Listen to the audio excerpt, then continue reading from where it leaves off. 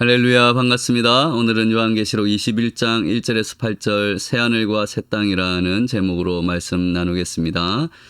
우리 찬송가 저 높은 곳을 향하여 찬양으로 하나님께 나아가겠습니다. 저 높은 곳을 향하여 날마다 나아갑니다. 내 뜻과 정성 모아서 날마다 기도합니다. 내 주여 내 맘 붙드사 그곳에 있게 하소서. 그곳은 빛과 사랑이 언제나 넘치옵니다. 외로움과 죄가 있는 곳 나 비록 여기서라도 빛나고 높은 저곳을 날마다 바라봅니다. 내 주여 내 맘 붙드사 그곳에 있게 하소서. 그곳은 빛과 사랑이 언제나 넘치옵니다. 의심의 안개 거치고 근심의 구름 없는 곳 기쁘고 참된 평화가 거기만 있사옵니다. 내 주여 내 맘 붙드사 그곳에 있게 하소서. 그곳은 빛과 사랑이 언제나 넘치옵니다.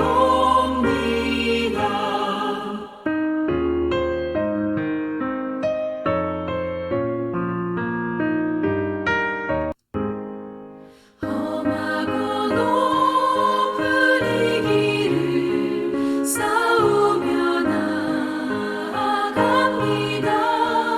다시금 기도하오니 내 주여 인도하소서. 내 주여 내 맘 붙드사 그곳에 있게 하소서. 그곳은 빛과 사랑이 언제나 넘치옵니다. 내 주를 따라 올라가 저 높은 곳에 우뚝 서 영원한 복락 누리며 즐거운 노래 부르리. 내 주여 내 맘 붙드사 그곳에 있게 하소서. 그곳은 빛과 사랑이 언제나 넘치옵니다.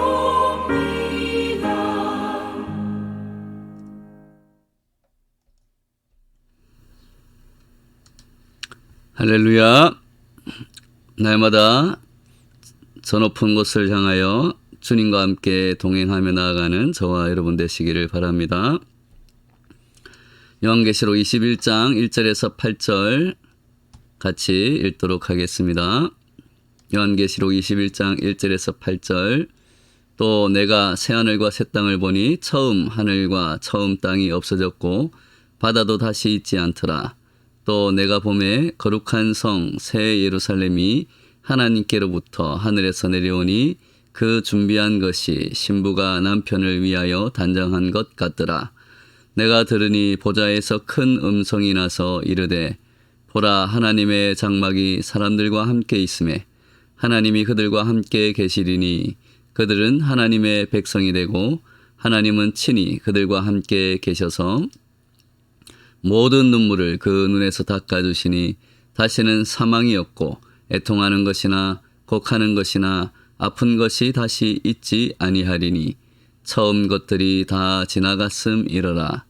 보좌에 앉으시니가 이르시되 보라 내가 만물을 새롭게 하노라 하시고 또 이르시되 이 말은 신실하고 참되니 기록하라 하시고 또 내게 말씀하시되 이루었도다. 나는 알파와 오메가요 처음과 마지막이라.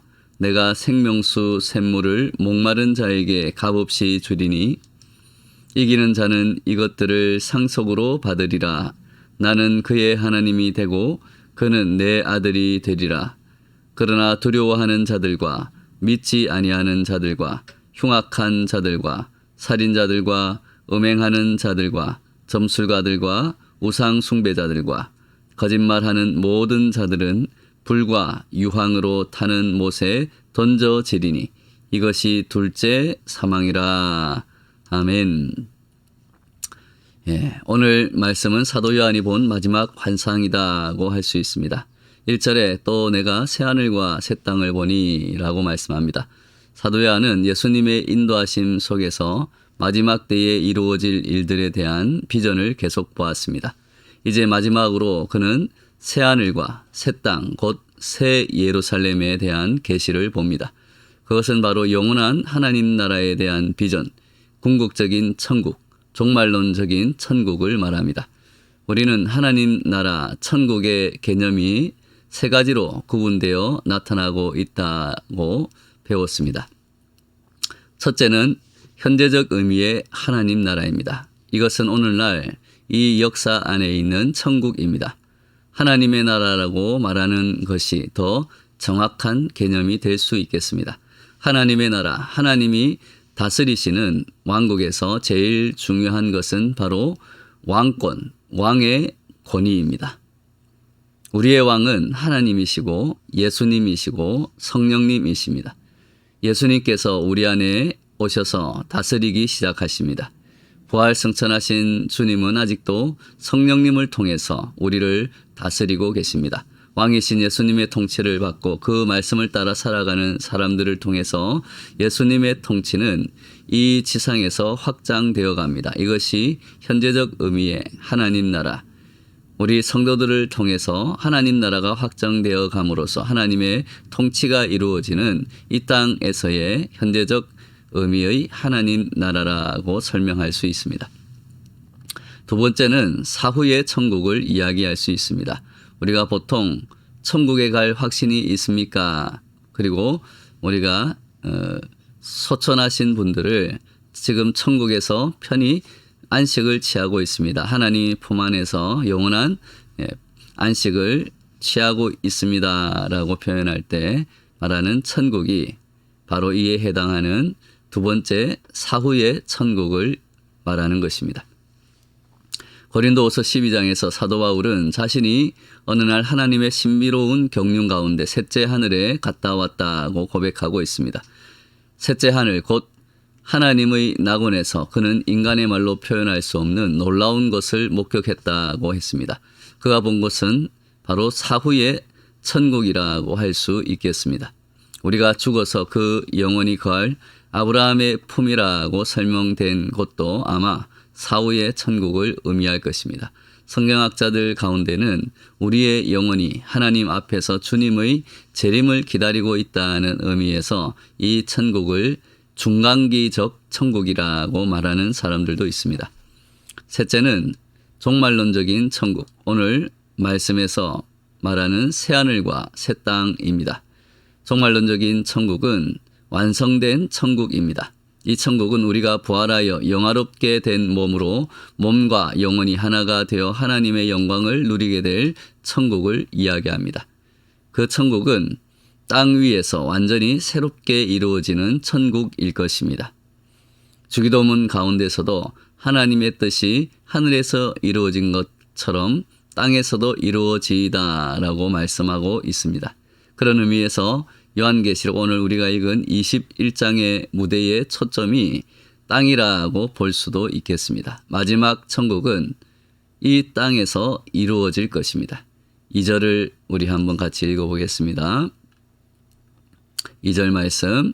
또 내가 보매 거룩한 성 새 예루살렘이 하나님께로부터 하늘에서 내려오니, 예, 그 준비한 것이 신부가 남편을 위하여 단장한 것 같으라. 이 구절이 마지막 천국이 이 땅에서 이루어지는 것을 암시하고 있는 구절이라고 볼 수 있습니다. 오늘 말씀은 이 마지막 천국, 곧 새하늘과 새 땅이 완성될 하나님의 나라가 어떤 나라인지를 우리에게 가르쳐주고 있습니다. 첫째로 완성될 하나님의 나라는 모든 것이 질적으로 새로워지는 나라입니다. 1절에서 새하늘과 새 땅이라는 말 앞에 붙어 있는 새 것이라는 이 새라는 형용사는 질적으로 새로워진 상태를 의미합니다. 지금 있는 것과는 전혀 다른 차원의 새 것이, 예, 근본적으로 새로워지는 것이 나타난다라는 것입니다. 이것을 카이노스라고 합니다. 그러면 처음 하늘과 처음 땅이 없어진다는 것은 무슨 뜻일까요? 이것은 하늘과 땅이 완전히 사라졌다라는 뜻이 아니라 한 상태에서 다른 상태로 변화되었다는 것을 의미합니다. 베드로후서 3장 6절에 보면 이로 말미암아 그때에 세상은 물이 넘침으로 멸망하였으되 라고 말합니다. 사도 베드로는 노아의 홍수의 때에 세상이 물이 넘침으로 완전히 멸망했다고 말합니다. 그러나 그 땅이 없어진 것은 아닙니다. 지금 우리는 여전히 그 땅에 살고 있습니다. 그러나 노아 시대 때와는 다른 새로운 종류의 땅에서 살고 있는 것입니다. 또 한 번 그러한 사건이 일어날 것입니다. 그보다 더 근본적이고 완전한 질적인 변화가 일어나는 새하늘과 새로운 땅이 될 것입니다. 물론 역사의 마지막에 재많은 인류에 대한 하나님의 마지막 심판이 있을 것입니다. 불로 말미암아 악한 땅의 세력들은 멸망할 것입니다. 그러나 이 땅이 없어지는 것이 아닙니다. 마지막에 하나님은 거기에 질적인 변화를 통해서 전혀 다른 새로운 하늘과 새로운 땅을 창조하십니다. 죄악으로 물든 이 땅을 홍수로 쓸어버리고 새로운 하나님의 사람들, 의로운 노아를 통해서 새 역사, 구원의 역사를 시작하신 것처럼 마지막 그때 하나님께서는 마지막 심판 후에 이 땅을 새하늘, 새 땅으로 새롭게 변화시켜서 더 이상 죄가 침범하지 못하는, 죄가 없는 하나님이 다스리시는 완전한 나라로, 하나님의 땅으로 만드신다는 것을 오늘 본문은 우리에게 말씀하고 있다고 볼 수 있습니다. 그것은 본래 하나님께서 의도하셨던 완전한 회복이라고도 할 수 있습니다.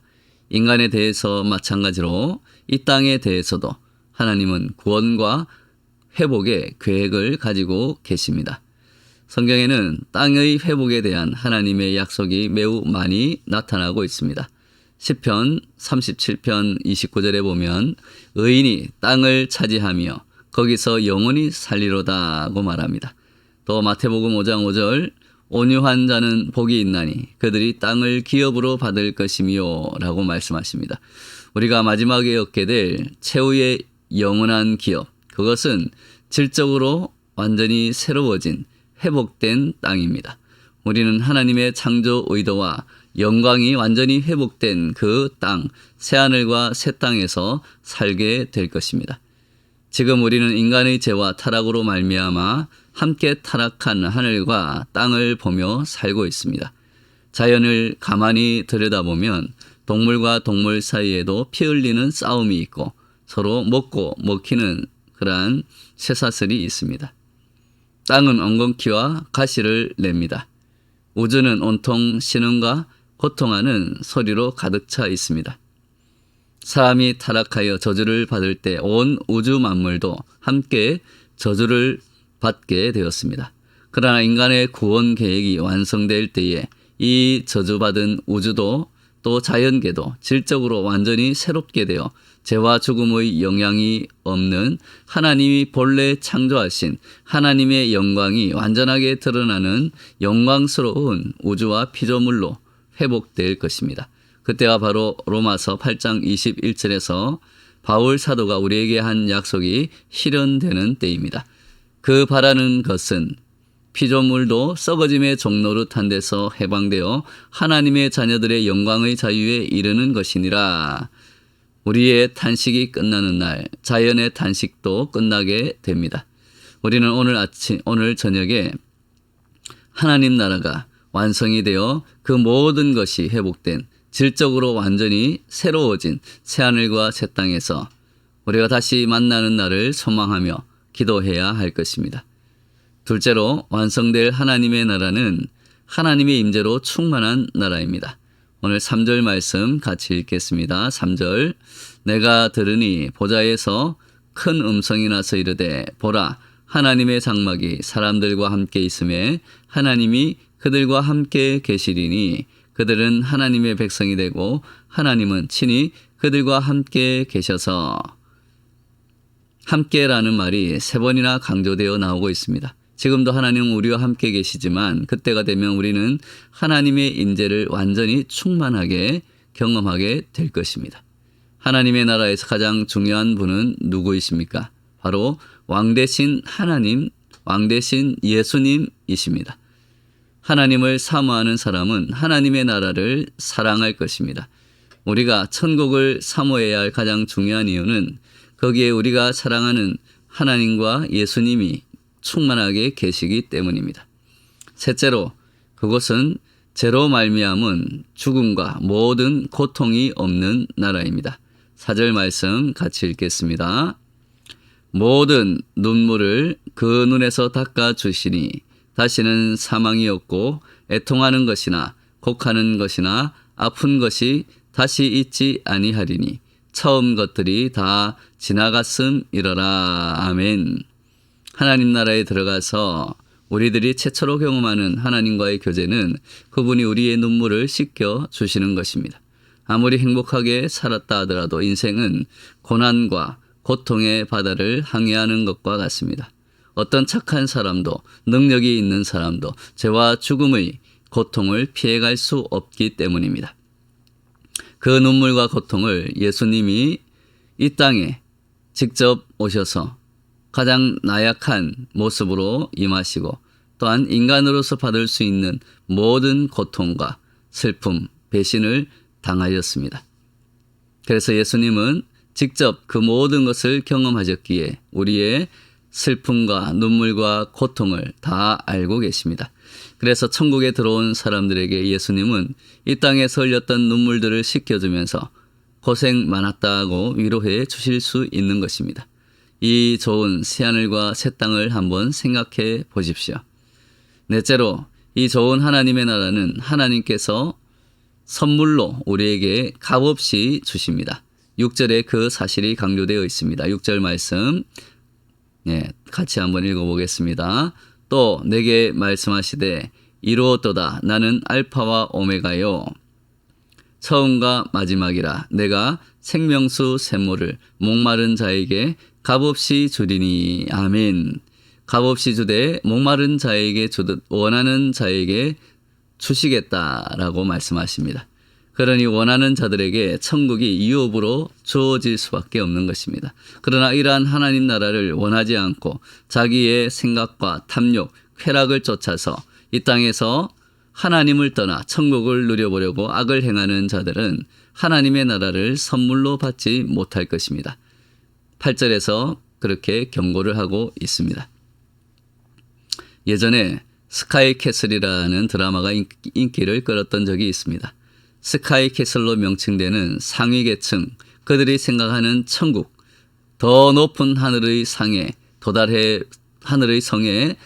보려고 자신들만의 성을 쌓고 그 속에서 서로 경쟁하며 싸우는 사람들의 이야기입니다. 그들은 자신들의 탐욕과 쾌락을 쫓아서 스카이 캐슬, 즉 하늘의 성에 올라가 보려고 노력했지만 그것은 결국 무너지고 허무하게 사라질 죄악의 성이었습니다.